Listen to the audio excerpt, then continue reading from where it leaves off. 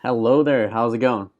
Alright, so before I get started with today's video, I have a couple of updates I want to talk about. The first update is that, as you might have noticed, we actually have subscribers in the channel now. We have 37 of you, and that's because I shared the playlist videos in the channel all over the place. For example, I shared it on Twitter, and we got a retweet from one of the authors from the book, Steve. So that was really cool. Other than that, if you're following the GitHub repository from the channel, you might have noticed that extra problems from chapter 3 are gone. And that's because I made a mistake when pushing it to GitHub, and I only updated the target folder instead of the actual source code. So if there's any demand for those to be back, just tell me in the comments, and I'll go write the source code again. Okay? Third update is that, as you might have noticed, now the font is actually bigger. You're not seeing at least you shouldn't be seeing my desktop icons if I did this properly. If I didn't, then just pretend you're not. And that's because with actual subscribers now, I'm getting actual feedback, and so I'm trying to make it better for you all, right?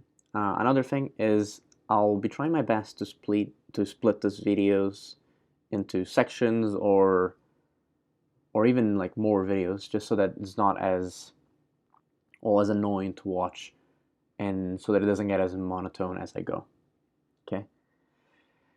Anyway, let's get started with the video. Today we'll be talking about enums. Enums stand for enumerations. The way that you create an enum is you say enum, and for example, we're going to create an enum called coin. In this enum called coin, we can create several values for coin. For example, penny. We can create nickel. We can create a dime, and we can create a quarter. Okay. How do you access this enum? To access the enum, I'm going to create a variable called c. I'm going to explicitly define it as a coin, and then we're going to use, as you might have guessed, coin, double colon, and then the type of coin. Okay, in this case, a penny. Now, if you want to attribute data to one of your types of coin, the way that you do that, I'm going to create this coin. I'm going to say coin with coin data. Okay. And the way that you do this is by inside of here creating, giving it a certain type that it will contain. So in this example, I'm attributing string to quarter. Okay. All right, and this can be the most any type as you would like. English is failing me today. Anyway, for example, there's something you can define, which is an anonymous struct. What that means is that I can create a struct that doesn't have a name inside of my enum to attribute data. So suppose I have a dime and I want to give it for whatever reason, I want to give it a coordinate. Okay, so I can give it an I32, an X, and an I32 and Y. Okay, so this is an anonymous struct, and that's an example of how of the big variability of types that you can have inside of your enums. Okay, all right. Just like structs, enums also have implementation. What that means is that we can tie in functions to our specific enums. So we'll say implement. We're going to say the name of our enum. In this case, I'm going to use coin data. And then inside of here, you can create a function. I'm just going to create a function called call. I'm going to pass in self. And I'm going to print line. I'm going to print line itself. So that we're able to do that, I'm going to just derive. Just going to derive the debug trait. And now right here, we should be able to print line, or rather, let's just call from C dot, oh no, C it's type of coin. Let's create another type C. I'm going to call it CD of type coin data. And let's give it a coin data double colon penny. Okay. Now if we call C underscore D dot call and we run this on our terminal, cargo run, we'll see that we get penny. Okay. So as of now, we talk about creating enums, accessing enums with associated data in them, and implemented functions in our enums. Now, in the context of enums, I want to tell you something that I think I might have mentioned in a previous video, but Rust doesn't have null references or pointers. And that's because null references are terrible. As the creator of null references mentioned, let me just show you this.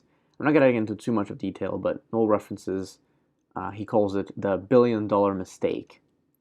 And well, if the creator of null is saying that, you can trust it's true.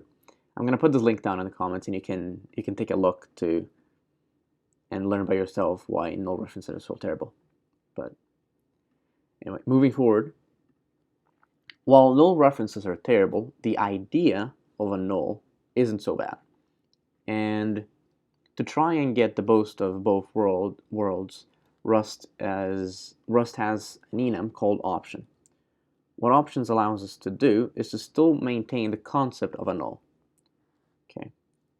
So in our prelude, defined in our standard library, by prelude I mean that you don't have to import it. Okay, you don't have to use it in any way. It's already there for you to access right out of the box. So in this prelude, we have an enum option. There might be some syntax they haven't seen before, and we're going to get to that in a sec. But there's this option, which is defined, this option enum, which is defined like this. Okay. So what this means is that, well, we have an enum called option. It has two types, some and none, and T is something that we haven't seen yet, which is called a generic. All you have to know for now is that a generic is kind of a placeholder for any type of data type that you would like to use. So for example, I'm just going to comment this out. I could create a variable called O. I'm going to define it to be of option I32, and then give it sum I32. Oops, sorry. I'm going to give it sum 5. Okay, so as you can see, the T was a placeholder for this type that I would like. And just the same, I can have a string. Okay, so in this case, T was a placeholder for string. And we can then say string from hello. And both of these work. All right. Yeah, so none that you're seeing here in the option enum is what represents our null value in Rust. And this is better than just having general nulls, because we, the programmers, will have to explicitly say when we want this none to be there. So our code is less prone to errors, and we can be more confident in our code. Okay. Moving on, I want to talk about matches. What matches are is, it's similar to an if statement, but it doesn't require a boolean to be true for it to run. And what I mean by that is that I can have a match, let's say coin, and I'm just going to write some code and I'll explain it in the end. I'll have coin, penny. Here I'm going to say, I'm just going to print line self everywhere. Okay, so And let's get back here, derive debug for our coin. Right here, I'm gonna just say, actually, sorry, not coin, that should be a C. Right here, we'll say C. And I'm just gonna copy and paste so we have all the types: nickel, dime, and quarter. Okay, now what I'm doing is I'm getting the C that we created in the beginning, right here, and I'm matching it to the arms of this match expression. Oops, those should be colons. And what that means is it will go to the first arm, it would ask itself, am I a penny? If yes, we're going to execute this code. If not, it moves forward. Am I a nickel? If yes, it executes this code and so forth. Okay. Now matches, they are exhaustive, meaning that you have to go through every single possibility for it to work. Okay. So suppose I couldn't have a match without a quarter. This would be a mistake because we wouldn't be addressing every single possibility. And the Rust compiler will tell you that. Now, just so we can see some output, I want to create a function. And actually, as I do that, I want to talk about value binding in matches. I'm going to create a function, and I'm going to call it value in cents. To value in cents, I'm going to pass in a variable called coin that's going to be of coin data. Out of this, I'm going to output an unsigned 8-bit number. Now, notice that I'm passing in coin data, and this means that I can get any one of these types of coins. Okay, so it addresses all of the types. That aside, let's create a match. I'm just going to copy and paste this so we can do it faster. And having this match, I'm going to just say coin data for every single one. Well, say coin data for every single one. And right here, I'm going to output how much each coin is worth in cents. Okay, so 1, 5, 10, and 25. Okay. Do notice that we don't put a semicolon at the end of match. That means that this match is an expression and not a statement, and it will return a value. Now, we're getting underlined data here, or code here, and that's because we're not passing into our string. Okay, so Rust is recognizing that we're missing our string.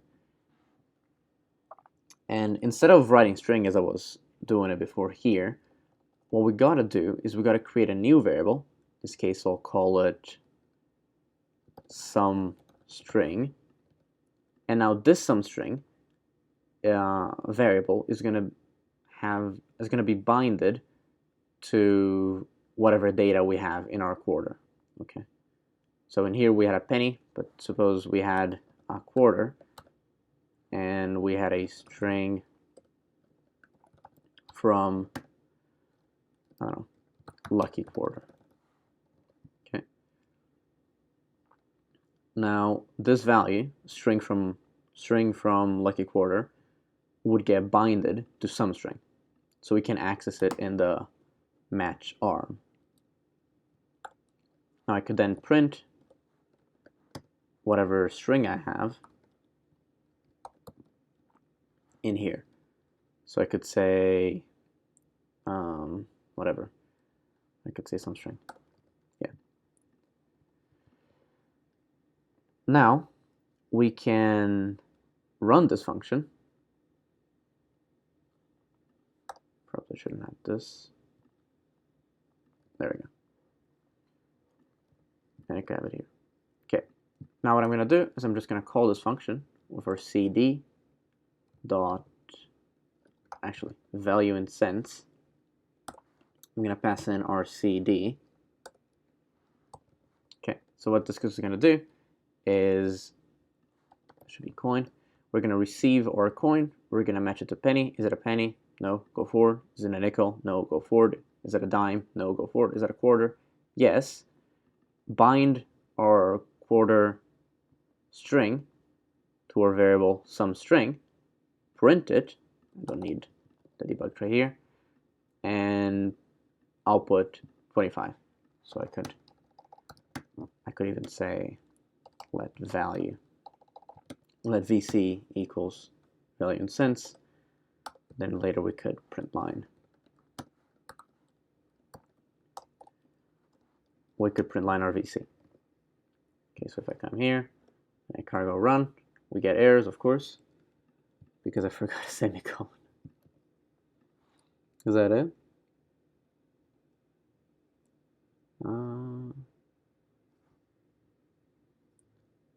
Expected empty tuple found integer. Okay, I'll just figure this out and I'll be right back. Okay, I'm back.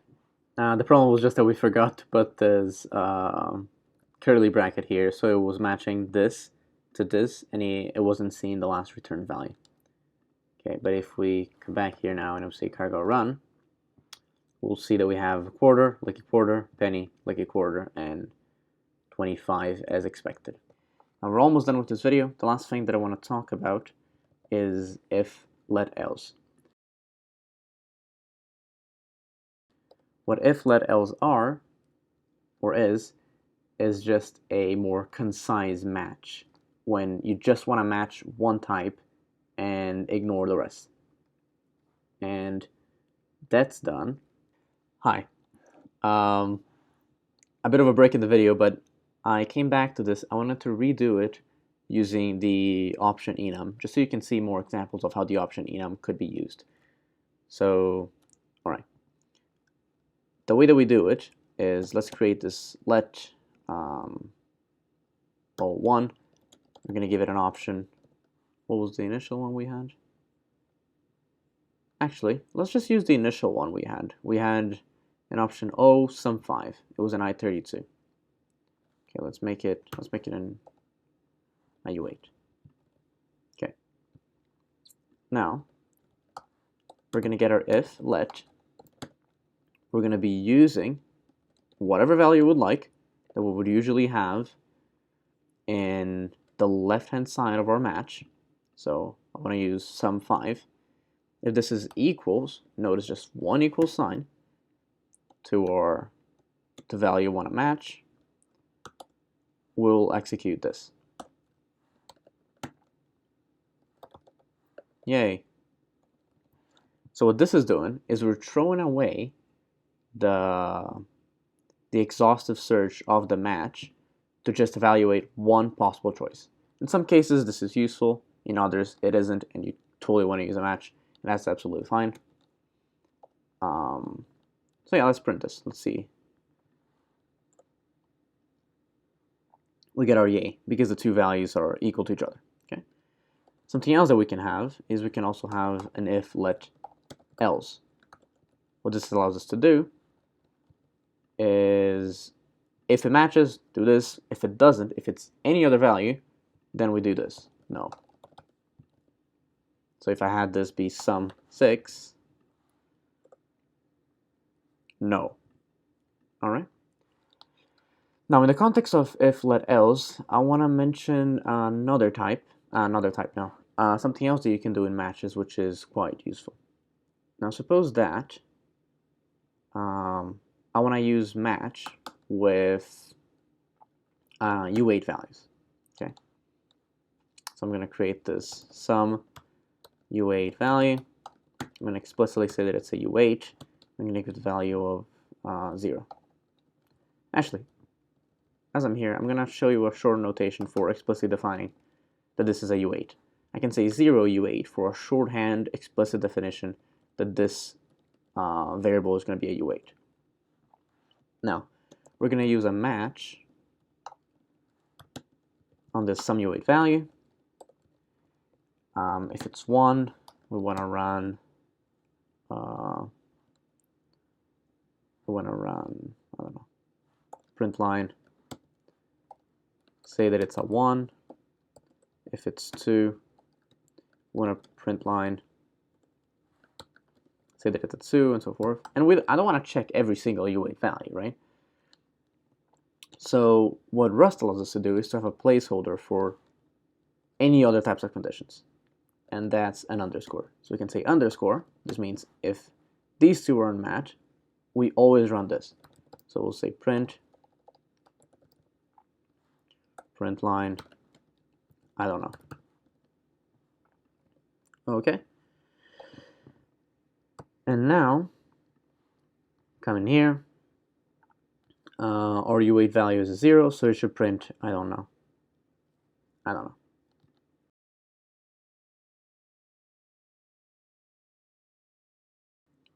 Alright, so I think that will be it for this video. I hope you enjoyed some of the editing that I've made, trying to be less monotone and more, I guess, excited. And yeah, I hope you leave comments down below. I hope you subscribe. I hope you like the videos, because it really motivates me to keep on going and making better content. So I'll see you in the next video.